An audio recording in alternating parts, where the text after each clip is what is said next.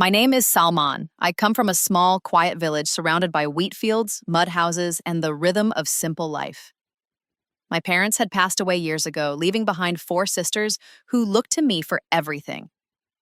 I was their only brother, their guardian, and their only source of hope. We were poor, but our hearts were content.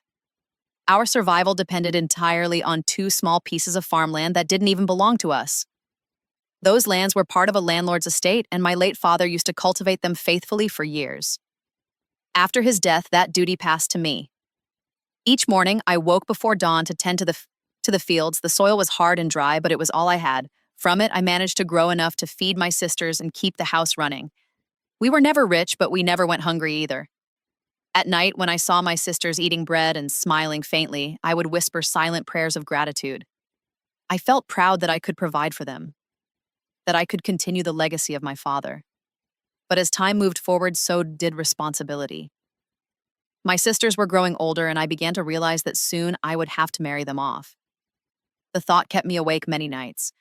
I had no money for dowries, no savings, no property to sell. That's when I understood what true struggle meant. Losing parents isn't just about losing love. It's about losing direction, losing protection, losing the two people who silently carry your burdens without complaint. When my father was alive, I had never taken life seriously. I spent my days roaming the village with idle friends, laughing, playing cards, and wasting precious hours. My father never scolded me. Maybe he believed that time itself would become my teacher. And he was right. Time became the harshest teacher I ever knew. After his death, everything changed. The laughter disappeared, replaced by the constant pressure to survive. Each day felt like a battle against hunger, exhaustion, and hopelessness. Yet I worked with all my strength because I couldn't bear to see my sisters suffer. Even when my body ached, even when the sun burned my skin, I pushed through. Still, I never imagined how quickly life could collapse. I thought if I worked hard enough, everything would stay stable. I thought effort could defeat fate. But I was wrong. Fate was preparing a lesson far greater than hardship. A storm that would change everything I had ever known. And that storm arrived sooner than I expected. The peaceful rhythm of Salman's life shattered the day the village chief took away the only farmland his family depended on. Without warning or reason, the chief handed it over to another man. That land wasn't just soil to Salman, it was his entire existence. His crops, his sister's meals, and his dignity were all rooted in those fields. When the news reached him, it felt like the earth beneath his feet had collapsed. He went home in silence, his mind numb. His sisters looked at him with questions in their eyes, but he had no answers to give. The shelves were already empty, and the few sacks of grain left would last only a few days. Every night, as he lay awake staring at the cracked ceiling, he thought of his late father and how unfairly life had treated them. His father had served the chief faithfully for years, working under the scorching sun, never complaining, never asking for reward. And yet, in return, his family was left with nothing. Days turned into weeks, and despair slowly began to eat away at Salman's resolve. He tried finding work in the nearby market, but there were no jobs for uneducated men. The same friends who once spent their days laughing with him now avoided him, afraid his misfortune might follow them. Poverty has a cruel way of isolating the poor. At home, the situation grew worse. His sisters ate less so that food would last longer. Their smiles faded, replaced by quiet fear. The youngest cried one night, asking, "Brother, will we starve?" Salman had no reply. He turned his face away, hiding his tears. He spent his days wandering near the fields that were once his, watching strangers working the same soil he had nurtured for years. Each plow stroke felt like an insult to his father's memory. He thought of confronting the chief, but what power did he have? In their village, the rich were untouchable, and the poor learned silence. At last, his exhaustion turned into prayer. He spent his nights asking for mercy, not wealth, just a path forward. He wanted a way to feed his sisters with dignity. Life, however, seemed deaf to his pain. He was trapped in helplessness, unsure what tomorrow would bring. Yet beneath his despair, a faint spark of faith still flickered. The belief that God tests hardest those he plans to lift higher. That spark was about to lead him toward a journey he never expected. One that would take him far from his village, far from his past, into a world that would change his destiny forever. The days that followed were among the darkest of Salman's life. The house, once filled with the chatter of his sisters, grew silent. Hunger began to leave its marks: pale faces, weak hands, and tired eyes. Every morning, Salman searched for work in the nearby town, offering to carry sacks, clean yards, or fix broken fences. Yet people would shake their heads. They had their own struggles. He returned home each evening with dust on his clothes and emptiness in his hands. But even in that storm of despair, fate offered a small flicker of light. 2 marriage proposals arrived for his elder sisters. Both men were respectable and willing to accept simple weddings. For the first time in months, hope returned to their home. The preparations were humble. No fancy dresses, no music, just quiet prayers and honest hearts. When the day came, Salman watched his sisters leave with tears in his eyes. He had fulfilled part of his duty as a brother. Their smiles as they stepped into new lives gave him the strength to stand again. After their departure, the house felt emptier but also lighter. 2 of his sisters were now safe, and 2 still remained under his care. He promised himself that he would never let them go hungry, no matter what. Each night, he sat outside, staring at the stars, wondering how his parents would feel if they saw him now, trying, struggling, but never giving up. One afternoon, while working at a friend's small shop to earn a few coins, an unexpected visitor arrived. It was his childhood friend, a man who had left the village years ago to work in Saudi Arabia. He looked healthy, confident, and prosperous. After warm greetings, the friend asked about Salman's life. Listening to his story, the friend grew thoughtful and said, "Come with me. In Saudi Arabia, there are jobs. Hard work pays off there." Salman hesitated. He couldn't imagine leaving his sisters behind. Seeing his worry, the friend made a generous offer. He wanted to marry one of Salman's remaining sisters. "Not out of pity," he explained, "but because I admire your honesty and want to help your family." Tears welled in Salman's eyes. No one had ever offered him such kindness. After discussing it with his sister, who also agreed, the marriage was arranged. It was a union of respect and gratitude. That night, for the first time in a long while, Salman slept peacefully. He felt as if destiny had finally opened a door, one that led not to despair but to opportunity. He didn't know what awaited him abroad, but deep inside, a new determination began to grow. A few weeks later, Salman's sister married his friend in a simple but heartfelt ceremony. There were no expensive decorations, only prayers, tears, and the soft smiles of relief. For Salman, it wasn't just another wedding.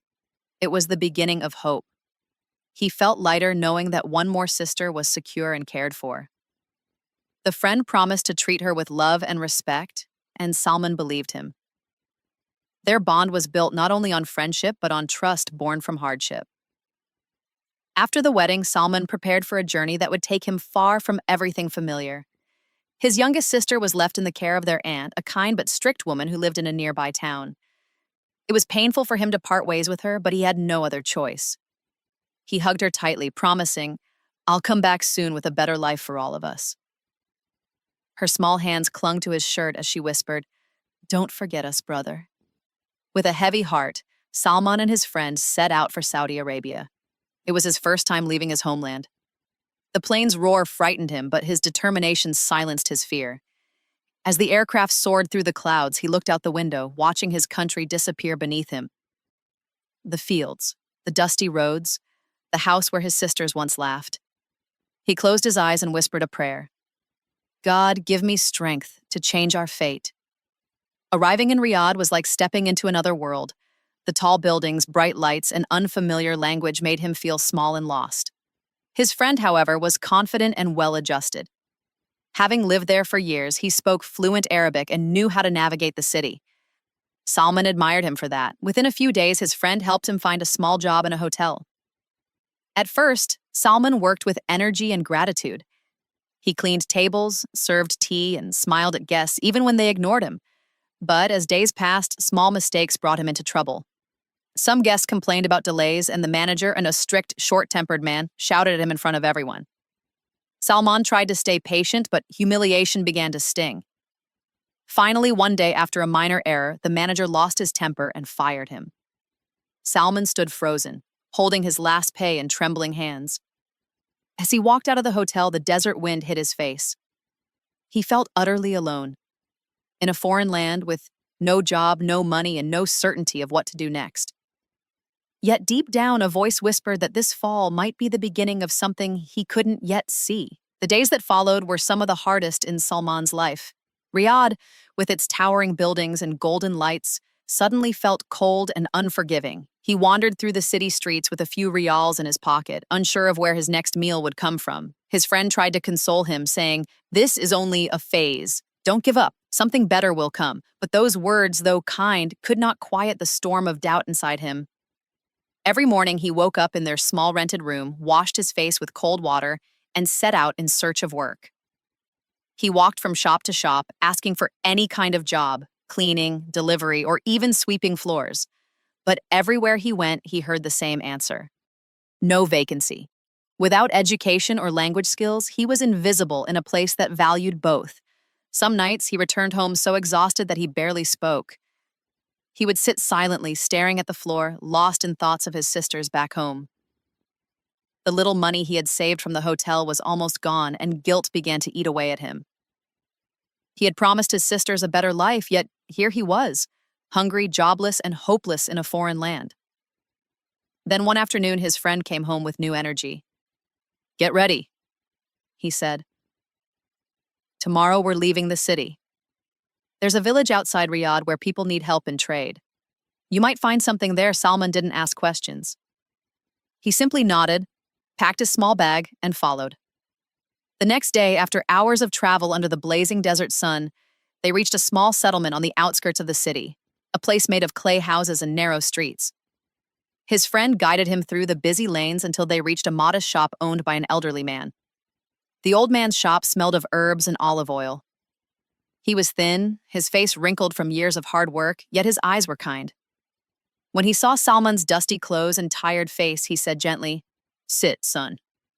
You look hungry." He gave him a cup of water and asked about his story. Salman told him everything: the land he lost, the sisters he left behind, and the struggle to find work. The old man listened quietly and then smiled. "You may start helping me here," he said. "If you are honest, you will never go hungry again." At that moment, it felt as if fate had extended a hand to him. After months of despair, Salman finally found not just a job, but a reason to stand again. From that day onward, Salman began working at the old man's shop with renewed hope. The place was small but always busy. Customers came from nearby towns to buy the man's famous olive oil, which he prepared himself using traditional methods. The air in the shop carried the scent of herbs, oil, and wood, a scent that soon became familiar and comforting to Salman. The old man, whose name was Sheikh Abdullah, was kind yet disciplined. He taught Salman everything about the business: how to mix oils, how to measure, how to greet customers with warmth. In trade, he used to say, "Honesty is worth more than gold." Salman listened carefully, eager to learn, and within weeks he became the old man's right hand. But there was something curious about this place that never left his mind. Most of the shop's customers were women, elegant Arab women, graceful and modest, who came every day to buy olive oil in large quantities. They rarely spoke much, and when they did, their tone was gentle and respectful. Salman couldn't help but wonder why they needed so much oil. At first, he ignored the thought, but as the days passed, his curiosity deepened. Some women would come early in the morning, others late in the evening, always buying bottles by the dozens. Why so much, he wondered. It couldn't be just for cooking. There had to be another reason. But each time he thought about asking Sheikh Abdullah, he hesitated. What if his questions seemed disrespectful? The man had given him a job and treated him like a son. Salman didn't want to offend him. Despite his curiosity, he focused on his work. Sheikh Abdullah was pleased with him and often said, "You remind me of my younger days, strong, loyal, and sincere." Those words filled Salman with pride. He had finally found peace after months of humiliation and struggle. He woke up early every morning, cleaned the shop, and served customers with a smile. One evening, after a long day, Sheikh Abdullah invited him home for dinner. There, Salman met his daughter, a quiet, well-mannered young woman who greeted him politely. She served food with humility, and Salman noticed how gently she spoke to her father. Sheikh Abdullah mentioned that his wife had passed away long ago, leaving behind 2 daughters. One was recently married, while the younger still lived with him. Salman returned home that night with a strange sense of gratitude. For the first time in a long while, he felt like he belonged somewhere again. Yet deep inside, one question continued to echo. Why were those women buying so much olive oil? He didn't know it then, but the answer to that mystery would soon change his life completely. Weeks passed peacefully, and Salman's bond with Sheikh Abdullah deepened. He worked with discipline, greeted customers kindly, and handled money with honesty. Every evening, he would sit beside the old man to share tea, listening to his gentle stories about faith, patience, and the power of trust. In many ways, Sheikh Abdullah had become the father Salman had lost years ago. Life finally felt balanced: work, respect, and a roof over his head. But destiny, as always, was preparing another surprise. One evening, the old man did not open his shop. Worried, Salman went to his home and found him lying weak on the bed, breathing heavily. Beside him stood his daughter, the same young woman who had once served them dinner. Her eyes were filled with fear. She guided Salman into the room and whispered, "He has been unwell since morning." Salman sat beside the old man, holding his hand. The old man smiled faintly and said, "My son, I have something important to tell you." Salman leaned closer as the old man continued in a trembling voice, "My health is failing and I can no longer look after the shop. You are the only one I trust. Not just with my business, but with my family." He paused for a long breath before saying words that stunned Salman. "I want you to marry my daughter." At first, Salman was speechless. The man had been like a father to him. How could he think of such a thing? But when he looked at the frail man's eyes, he saw sincerity, not pressure. Sheikh Abdullah explained that he feared leaving his daughter alone in a world that could be unkind. "You are honest, loyal, and pure of heart," he said. That is all I wish for my child." Salman's heart softened. The man had trusted him completely, treated him with dignity when the world had abandoned him. Saying no felt impossible. With quiet respect, he nodded and said, "If it is your wish, I will honor it." That very evening, the nikah was performed in a small ceremony. There were no grand decorations, only prayers and blessings whispered into the night. The young bride's eyes were shy but filled with calm acceptance. In the following days, Salman resumed work with new purpose. He was no longer just an employee, he was now part of the family. Yet deep inside, the same curiosity lingered. The mystery of the women who came daily to buy olive oil in large quantities. Little did he know, the answer to that mystery would soon come through his own wife, in a way he could never have predicted. After the wedding, Salman's days began to flow with calm rhythm. His new wife was gentle, modest, and devoted. The kind of companion he had never imagined for himself. She treated him with quiet respect, serving him food, preparing his clothes, and praying beside him at dawn. In return, Salman made sure she never felt neglected. For the first time in years, his heart felt settled. But even in this peace, one question kept circling his mind like a restless bird. Why did those Arab women come to the shop every day to buy olive oil in such large amounts? He had been noticing their behavior for months, but now the curiosity had grown stronger. Some of them came covered completely in black veils, others in colorful abayas, their voices soft and polite. They always lowered their gaze, avoided unnecessary conversation, and left quickly after buying the oil. Salman respected their modesty, yet their actions left him puzzled. It didn't seem like a normal purchase for cooking or medicine. There had to be more behind it. He often thought of asking Sheikh Abdullah, but the old man's health was declining fast. Salman couldn't trouble him with questions that seemed unimportant compared to his struggle for breath. Instead, he began observing quietly, trying to make sense of the pattern. Sometimes, late at night, while sitting with his wife, he would drift into silence. His wife would notice his distant look and ask softly, "Is something worrying you?" He would shake his head at first, unwilling to burden her. But one evening, she pressed further. "Tell me," she said gently. "You've been lost in thoughts for many days. What is it that troubles your heart?" Finally, Salman spoke. He told her about the women, how they came every day, how much oil they bought, and how he couldn't understand their purpose. His wife listened carefully, her face showing both surprise and amusement. Then she said, "I've heard something about this from a friend. The women give this oil to their husbands to drink." Salman frowned. To drink? But why? She shrugged innocently. That I don't know. My friend never explained further. Her simple answer only deepened his confusion. He couldn't believe there wasn't more to it. Why would they make their husbands drink olive oil? Was it for health, for some old tradition, or something he couldn't imagine? That night, long after his wife had fallen asleep, Salman lay awake, staring at the ceiling. The question refused to leave his mind. He had faced poverty, hunger, and betrayal, but never had something so small and ordinary felt so mysterious. He didn't know it yet, but his search for the answer was about to lead him into an emotional revelation that would change how he viewed love, faith, and devotion forever. The question haunted Salman for days. Each time one of the veiled women entered the shop, he found himself studying their expressions, calm, shy, yet strangely burdened. They bought olive oil with such care as though it carried sacred importance. Their dark, thoughtful eyes and the hurried way they left the shop only deepened the mystery.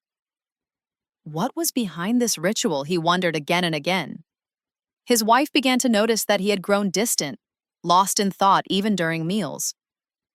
"You are thinking about those women again, aren't you?" she asked one evening as they sat quietly after dinner. Salman sighed and nodded. "It's not suspicion," he said softly. "It's curiosity. There is something behind their actions, something more than we know." His wife looked at him for a long moment, then placed her hand gently over his. "If it will give you peace," she said, "I'll find out. I'll visit one of them and ask myself." Salman hesitated. "Are you sure? I don't want you to get involved in something unnecessary." But she smiled faintly. "Don't worry. Women understand one another better than men ever can." The next day, she promised to go in the evening. Salman spent the entire day restless, barely focusing on his customers. When he saw the familiar women come and go, his heart beat faster. He counted the minutes until sunset. At last, when the shop closed, he rushed home. His wife was ready, wearing her black abaya and scarf. Before leaving, she looked at him and said, "Trust me, I'll handle it carefully." After she left, the silence in the house became unbearable. Salman walked back and forth in the courtyard, unable to sit still. Finally, he decided to follow her quietly, just to make sure she was safe. Staying at a distance, he watched her enter one of the small houses where one of the women lived. Moments later, he heard faint sounds from inside. The muffled voice of a woman crying. Concern replaced curiosity. What was happening in there? He stepped closer to the door, unsure whether to knock or wait. His heart raced. When he finally entered, both his wife and the Arab woman turned toward him, startled. His wife's face was pale. The woman wiped her tears quickly. Salman apologized for entering, but pleaded, "Please, tell me what's wrong." His wife looked at him, eyes heavy with emotion. "You've been searching for the truth," she whispered. "Now you will hear it." What she said next would finally reveal the mystery that had consumed his thoughts for months and humble him in a way he had never expected. The room was small, dimly lit by a single oil lamp. The faint scent of olive oil filled the air. The Arab woman sat with her hands trembling, while Salman stood speechless beside his wife. After a long silence, his wife began to speak softly, her tone filled with calm understanding. "These women are not doing anything wrong," she said. "They are not using this oil for evil or superstition, as you feared. They give it to their husbands to drink, not for wealth, not for power, but for love, health, and protection." Salman frowned, still confused. The woman looked up, her eyes red from crying. "Our husbands," she said in a trembling voice, "are merchants. They travel for months across deserts and distant lands to sell goods. Many never return. We live with fear every day, fear that they might die alone far from home. So we give them olive oil, believing it strengthens their hearts and keeps them safe. It's our way of caring for them when they are far away. Her words struck Salman deeply. The women he had quietly judged in his thoughts were not strange or secretive. They were devoted, selfless, and faithful. He remembered how modestly they carried themselves, how their eyes had held quiet worry, and how they always spoke respectfully. He now understood that behind their calm faces was the silent pain of waiting, the pain of women praying for the men they loved. His wife continued, "Many of these women are orphans. They have no families left, no one to rely on but their husbands. They know loneliness better than anyone, so they protect their loved ones in the only way they can, through care, prayer, and this oil." Tears welled up in Salman's eyes. For months he had sought this answer, and now that he finally knew it, his heart felt heavy with both sorrow and admiration. He looked at the woman and said gently, "I'm sorry for misunderstanding. I thought too simply about what I saw. You all are far stronger and purer than I ever realized." The woman smiled faintly through her tears and replied, "We all do what we can for love. You too left your home for your sisters. You understand more than you think." That moment changed Salman forever. As he walked back home with his wife, the stars above seemed brighter than before. The mystery that once disturbed him had transformed into a lesson about devotion, gratitude, and faith. Back at home, he sat quietly, watching his wife light a lamp. For the first time in years, peace filled his heart completely. He had learned that love shows itself not through grand gestures, but through the small, unseen acts of care that keep people alive, and connected, and even across oceans and time.